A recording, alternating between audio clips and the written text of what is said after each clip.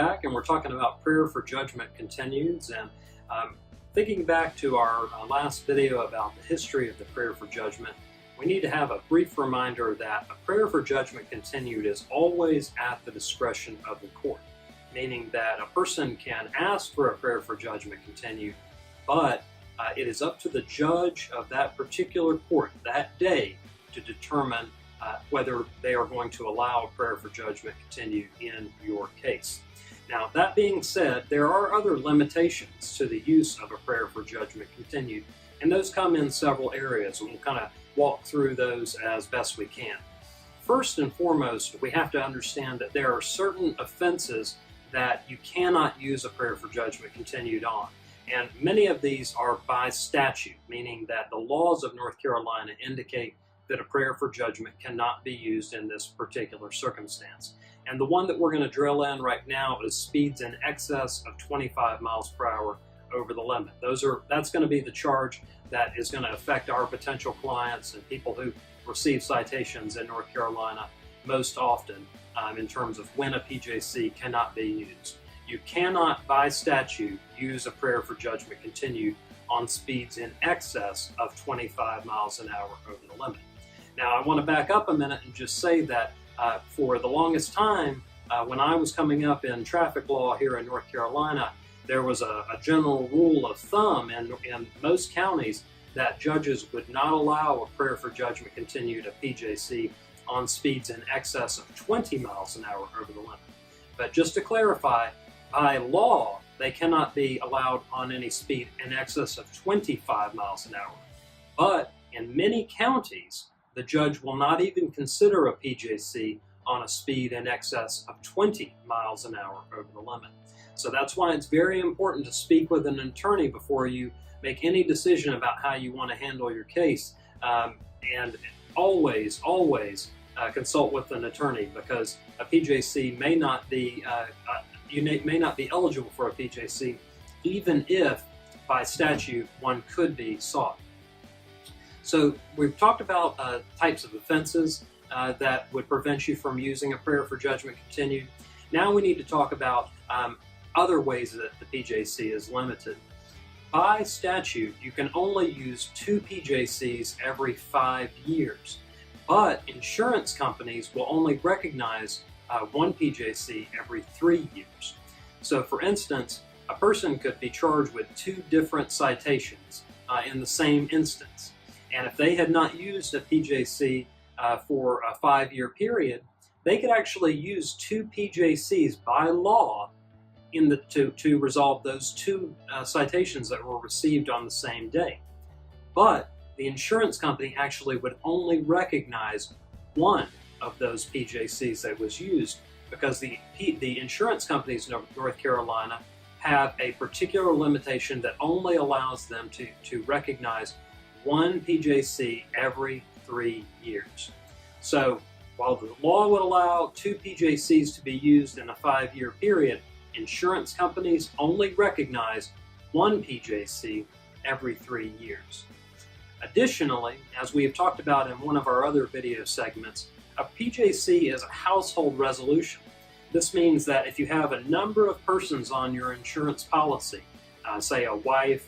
or a husband and 2 or 3 children, the use of a PJC by any one member of that family would prevent any other family member from using a PJC for a 3-year period under that insurance policy. So thinking about this and kind of thinking of an example of this, if say your daughter used a prayer for judgment continued to resolve a speeding charge of 18 miles an hour over the limit 2 years ago, the family would have to wait another year, a full 3 years from that last PJC that was used, before a PJC can be used again on that family policy. So we have to remember that insurance company limitations, these are separate and apart from limitations that are imposed by statute. Insurance company limitations govern a lot of times when a PJC can be used, because even though a person could go to court and actually get a PJC on that case, their insurance company would not recognize that PJC because it had been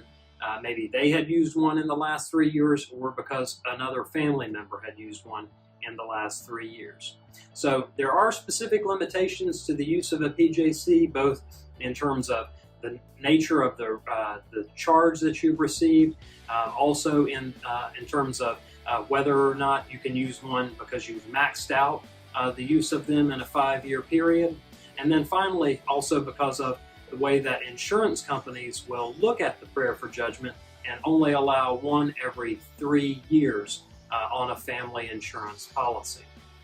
Now, one other thing that we need to think about would be the use of a PJC for a person who has a commercial driver's license. A person who has a commercial driver's license could hire an attorney, and that attorney could go into court and get a PJC on a speeding charge that was eligible, but the DMV would not recognize that prayer for judgment continued because of the fact that CDL holders, commercial drivers, are not eligible to use a prayer for judgment continued under their specific license provisions. So, we have to be, as attorneys, very careful when we're looking over our clients' driving records to make sure that we see if we see an indication that this client, that this defendant has a commercial driver's license, we know that a prayer for judgment continued is not an option for resolution. Now, those are the limitations for the use of a prayer for judgment, but one of the other things that we get a lot of questions and calls about are out-of-state drivers and whether they are eligible to use a prayer for judgment continued.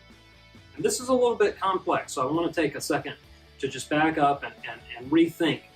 the laws surrounding prayer for judgment and where they come from. As we discussed in our prior video series, a prayer for judgment is a very old resolution, and many other states do not recognize it. So while a driver who's coming through the state of North Carolina, say they are licensed in the state of Maryland, they're coming through on their way down to Florida, they get a ticket for speeding 15 miles an hour over the limit. They could, in fact, go to an attorney and have that attorney seek a prayer for judgment continued on their behalf. And if the judge said that it was okay, a prayer for judgment would be entered in that case. But a problem arises in the way that conviction for a prayer for judgment continued is sent back to that person's home state where they are originally licensed. Once that charge gets back to Maryland and it says PJC on the outside of it, we don't know how Maryland is going to, whether they're going to accept that or whether they're going to see that as we've talked about, a plea of guilty to the underlying violation. There are 50 states out there, and our office is unaware of any other state that accepts the prayer for judgment continued in the exact same way that North Carolina does. And so that means that there is a very good possibility that even though you could get a prayer for judgment continued as an out-of-state driver, that prayer for judgment would not translate back to your home state in a way that would be beneficial. And in some instances, it can translate back to the home state in a way that appears as a guilty verdict on the underlying speeding charge or otherwise traffic charge that could cause a revocation or suspension of your out-of-state driving record. So we do not advise our out-of-state clients to seek or use a prayer for judgment continued in any circumstance unless there is absolutely no other option available for them because of the fact that we are unaware of any other state that would recognize the PJC in a beneficial manner. So as we've discussed in this video, PJCs are very limited, and because of that, we have to be careful on how we use them.